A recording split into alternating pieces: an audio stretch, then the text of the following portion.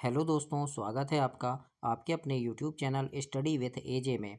इसमें आज की वीडियो में मैं आपके लिए लेकर के आया हूँ आपकी 8 ग्रेड अभ्यास पुस्तिका, जो आपकी सामाजिक विज्ञान विषय की है दोस्तों, और कक्षा 8वीं के बच्चों के लिए आई हुई नई वर्कबुक है अभी इसी सत्र की। तो इसमें किस प्रकार से आपके प्रश्न दिए गए हैं, कुछ बदलाव हैं, है ना, बहुत सारे चेंजेस हो गए हैं, तो वो क्या क्या क्या चीज़ें बदला है इसमें, है ना, कैसे इसके प्रश्न आपको लिखना है, वो सारी चीज़ें आज की इस वीडियो में हम देखते हैं।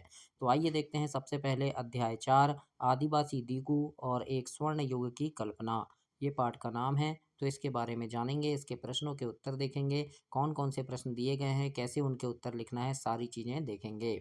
और दोस्तों, आपकी हिंदी, अंग्रेजी, विज्ञान, गणित, संस्कृत सारे विषय की वीडियो चैनल पे डाल दिया है। तो चैनल को सब्सक्राइब करके उन वीडियोज़ को देखें, पढ़ें और समझें कि किस प्रकार से सारी चीज़ें मैंने उसमें आपको बताई है।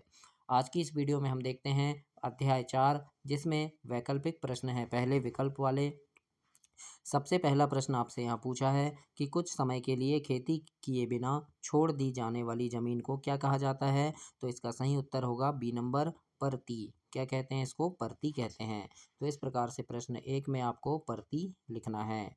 दूसरा प्रश्न देखते हैं क्या पूछा है, सुमेलित कीजिए। तो जैसे यहाँ लिखा है, एक तरफ बैगा, गोंड, लबाड़िया, गद्दी, है ना, तो ये कहाँ की जनजाति है, तो इनको सुमेलित करना है दोस्तों। तो सबसे पहले आपका यहाँ पर आएगा बैगा। बैगा लिखा है तो बैगा जनजाति कहाँ की है? मध्य प्रदेश की, है ना। तो ए नंबर का तीसरा हो गया। तो ए का तीसरा देखो यहाँ दिया है ये इसमें, है ना। फिर खोंड जनजाति जो है वो कौन सी है, तो वो उड़ीसा की है। तो खोंड जनजाति उड़ीसा हो गया। फिर तीसरा क्या है? लबाड़िया जनजाति। तो लबाड़िया जनजाति है आंध्र प्रदेश में। और गद्दी जनजाति है दोस्तों कुल्लू में। तो इस प्रकार से क्या होगा इसका, सबसे पहले आपका आ जाएगा तीसरा, है ना। तो ये बी नंबर सही उत्तर होगा। तीसरा, फिर पहला, फिर चौथा, फिर दूसरा। तो इसमें बी नंबर आपको यहाँ पर लिख देना है। तो ऐसे आपको प्रश्न दूसरे को कंप्लीट करना है बच्चों। अब हम देखेंगे प्रश्न नंबर 3। इसमें आपसे पूछा है प्रश्न नंबर 3 में कि सॉन्ग्स ऑफ दी मैकल पुस्तक के लेखक कौन हैं। तो इसके लेखक हैं, ए नंबर में लिखा है वेरियर एल्विन और सोमराव हेवाले। तो ए नंबर आपको यहाँ लिख देना है कि इसके लेखक कौन हैं। चौथा प्रश्न है, झरिया और रानीगंज की कोयला खदान स्थित है। तो ये है दोस्तों झारखंड में। तो डी नंबर इसमें सही उत्तर होगा, झारखंड। आगे आपसे प्रश्न नंबर 5 पूछा है, संथाल विद्रोह कब हुआ था। तो संथाल संथाल विद्रोह हुआ था दोस्तों 1855 ईस्वी में। तो बी नंबर इसमें सही उत्तर लिखना है आपको, 1855। अब हम आगे देखेंगे प्रश्न नंबर 6वां, जिसमें पूछा है रिक्त स्थान की पूर्ति करो। खाली स्थान भरना है आपको। तो कैसे लिखना है वो हम देखते हैं। तो ए नंबर में पूछा है, घुमंतू खेती को झूम खेती भी कहा जाता है। अगला है, खोंड समुदाय के लोग साल और, तो यहाँ आएगा, महुआ के बीजों के तेल का इस्तेमाल खाना बनाने के लिए करते थे। बेवड़ बेवड़ मध्य प्रदेश में झूम खेती के लिए इस्तेमाल होने वाला शब्द है। और अगला है यहाँ पर, गोंड मध्य भारत के प्रमुख आदिवासी समुदाय हैं। और सन 1906 में असम में औपनिवेशिक वन कानून का विरोध संथालों ने किया। तो इस प्रकार से आपको प्रश्न 6 में ऐसे खालिस्तान में लिखना है। आगे हम देखते हैं प्रश्न नंबर 7वां। अब यहाँ से आपके लघु उत्तरीय प्रश्न हैं बच्चों। तो इनके उत्तर आपको कैसे लिखना है वो हम देखेंगे। और दोस्तों, चैनल ध्यान से सब्सक्राइब करना। आपकी तिमाही, छमाही और वार्षिक परीक्षा में चैनल पे काफ़ी सारे वीडियो लेकर के आता हूं, जिसमें परीक्षा में आने वाले महत्वपूर्ण प्रश्न के वीडियो, पेपर के वीडियो होते हैं। तो उन सभी वीडियो को देखने के लिए चैनल सब्सक्राइब कर लेना। और आपकी मीन्स कम मेरिट परीक्षा, ओलंपियाड परीक्षा, इन परीक्षा के समय भी चैनल पर काफ़ी सारे वीडियो लेकर के आता हूँ, जिनमें परीक्षा में आने वाले प्रश्न होते हैं। तो उन्हें देखने के लिए भी चैनल को ध्यान से सब्सक्राइब कर लेना। आइए देखते हैं। सबसे पहले यहाँ पर लिखा है 7वां प्रश्न, घुमंतू किसान मुख्य रूप से कहाँ रहते थे। तो उत्तर में लिखना, घुमंतू किसान मुख्य रूप से पहाड़ी और जंगली इलाकों में रहते थे। इस प्रकार से प्रश्न 7 के उत्तर में लिखना है आपको। 8वां प्रश्न पूछा है बच्चों, इसमें आदिवासी समूह अपना जीवन यापन किस प्रकार करते थे। तो इसमें आप लिखेंगे, आदिवासी समूह मुख्य रूप से शिकार, वन उत्पादों के संग्रह, झूम खेती यानी घुमंतू खेती और पशुपालन द्वारा अपना जीवन यापन करते थे। इस प्रकार से आपको प्रश्न 8 में लिखना है। 9वां प्रश्न पूछा है वर्ली विद्रोह कब और कहाँ हुआ था। तो इसमें लिखना वर्ली विद्रोह सन 1945 से 1947 के समय महाराष्ट्र के ठाणे जिले में हुआ था।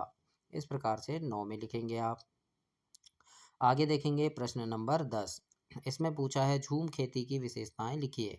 तो इसमें लिखना यह एक प्रकार की घुमंतू खेती है जिसमें जंगल के एक हिस्से को साफ करके खेती की जाती है। झूम खेती में जब फसल पक जाती है तब दूसरी जगह को साफ करके खेती की जाती है।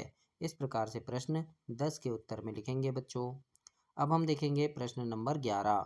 इसमें आपसे पूछा है कि आदिवासी महाजनों और व्यापारियों को अपनी मुसीबत का जिम्मेदार क्यों मानते थे। तो उत्तर में लिखना आदिवासी महाजनों और व्यापारियों को ज़्यादा ब्याज दर पर ऋण देने के कारण व्यापारियों द्वारा भारी कीमत पर चीज़ें बेचने के कारण अपनी मुसीबत का जिम्मेदार मानते थे। इस प्रकार से आपको प्रश्न 11 में लिखना है बच्चों। अब हम देखेंगे प्रश्न नंबर 12।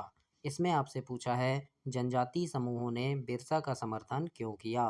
तो इसके उत्तर में आप लिखेंगे कि जनजातीय समूह ने बिरसा का समर्थन इसीलिए किया क्योंकि वे उसे अपना भगवान मानते थे।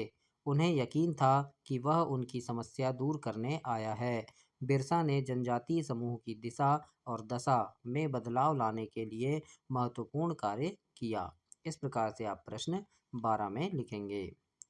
13 प्रश्न यहाँ आपसे पूछा है बच्चों कि वन कानूनों का आदिवासी समूहों के जीवन पर क्या प्रभाव पड़ा। तो इसमें लिखना वन कानून का वन कानून लागू होने से झूम काश्तकारों को जीवन यापन की समस्या होने लगी। दूसरा लिखना वन कानून लागू होने से आदिवासी समूह का जीवन संकट में आ गया।